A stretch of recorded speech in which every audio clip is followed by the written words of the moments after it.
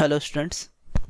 तो last class में मैंने आपको पढ़ाया था कि किस तरीके से हम परसेंटेज कंपोजिशन अगर दिया रहे तो हम एम्पिरिकल फार्मूला किस तरीके से निकालते हैं, है ना। आज मैं आपको बताऊंगा कि अगर परसेंटेज कंपोजिशन दिया रहे तो हम एम्पिरिकल फार्मूला कैसे निकालते हैं और मॉलिक्यूलर फार्मूला भी हम किस तरीके से निकालते हैं। तो देखिए, एक सवाल बनाते हैं हम, है ना। देखिए क्या है, कह रहा है कि एक कंपाउंड है, एनालिसिस से पता चला कि उसका परसेंटेज कंपोजिशन जो है, जो परसेंटेज कंपोजिशन है, वो परसेंटेज कंपोजिशन क्या है वो देखें आप, है Na जो है वो है आपका कितना 18.59। उसके बाद सल्फ़र जो है वो है 25.80 और हाइड्रोजन जो है वो है 4.03 और ऑक्सीजन जो है वो है आपका 51.58। अब कह रहा है कि इसका मॉलिक्यूलर फार्मूला बताइए, मॉलिक्यूलर फार्मूला बताइए आप, ठीक है।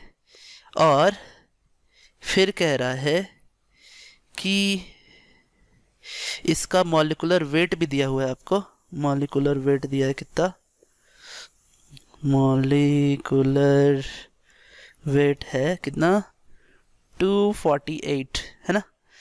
तो अब आपको कह रहा है कि इसका मॉलिक्यूलर फार्मूला निकालिए। तो देखिए, ये जो मैंने आपको कल बताया था टेबल बना के बनाने के लिए, उससे एम्पेरिकल फार्मूला आता है। तो पहले तो हम एम्पेरिकल फार्मूला निकाल लेते हैं, एम्पेरिकल फार्मूला निकाल लेते हैं हम, है ना।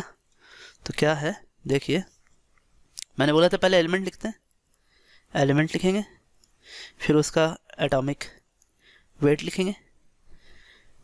एटॉमिक वेट से पहले एक और कॉलम बना लेते हैं, है ना। वो बनाते हैं हम किसका,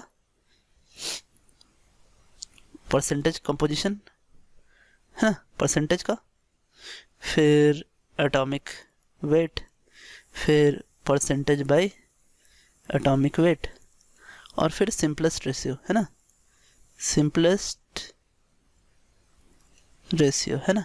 ये रहा अपना। अब देखिए, यहाँ सोडियम है, सोडियम आपका कितना दिया है 18.59, है ना। और सल्फर है, सल्फर कितना दिया है, वो दिया है 25.8%। और हाइड्रोजन कितना है, वो है आपका 4.03 और ऑक्सीजन भी है कितना 51.58। अब देखिए, सल्फर का एटॉमिक वेट 23, एक्चुअली सोडियम का एटॉमिक वेट 23, सल्फर का 32, हाइड्रोजन का 1 और ऑक्सीजन का 16। अब जब अगर हम डिवाइड करें तो डिवाइड करने पे क्या आएगा, देखो आप, परसेंटेज 18.59, है ना, अपॉन 23 और 25.8 अपॉन 32, 4.03 अपॉन 1 और 51.58 अपॉन 16। तो इसे हम अगर डिवाइड करें तो ये अप्रॉक्सीमेटली आपका आएगा 0.8, ये भी आने वाला है आपका 0.8। इसे डिवाइड करेंगे तो अप्रॉक्सीमेटली कहिए 4 वही आएगा 4.03 और यहाँ आएगा आपका 3.22। अब चूंकि यहाँ पे होल रेशियो नहीं है तो छोटे वाले से हम क्या करेंगे, सब में डिवाइड करेंगे। तो 0.8 अपॉन 0.8, 0.8 अपॉन 0.8, 4.03 अपॉन 0.8 और 3.22 अपॉन 0.8। तो ये आया 1, ये आया 1, ये आएगा 5 होल नंबर्स में और ये आ जाएगा आपका 4।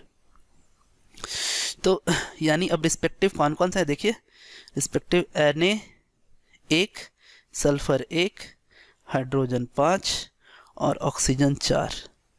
तो ये रहा आपका। अब हम क्या करते हैं, एम्पेरिकल फार्मूला वेट निकालते हैं ना। सो एम्पेरिकल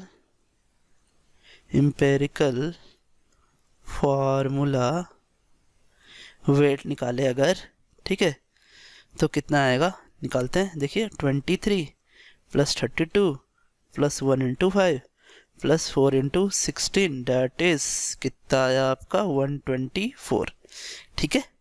अब n निकालते हैं हम, n जानते हैं हम, n इज इक्वल्स टू क्या होगा, molecular formula weight upon empirical formula wait, that is अपना मॉलिकुलर फार्मूला वेट 248 दिया है अपॉन 124, ये आपका आ गया कितना 2, यानी जो मॉलिकुलर फार्मूला वेट है वो क्या है आपका, इसमें आप इन सभी में आप क्या करो, जो जो इसके कोफिशिएंट्स हैं, जो इनके सबस्क्रिप्ट है, सबको 2 से मल्टीप्लाई कर दीजिए, यानी Na2S2H10O8, ये आपका आ गया मॉलिकुलर फार्मूला। तो इस तरीके से हम स्टूडेंट्स हम मॉलिकुलर फार्मूला निकालते हैं, है ना। और ये आपका तरीका है एम्पिरिकल फार्मूला और मॉलिकुलर फार्मूला का। तो आज के लिए इतना ही रहते हैं, नेक्स्ट क्लास में मैं आपको और भी सवाल बनवाऊंगा और नया एक चैप्टर चालू करूंगा जिसे हम बोलते हैं स्टोकियोमेट्री, ये भी एप्लीकेशन ऑफ मोल है। तो आज के लिए इतने students, thanks, have a nice day.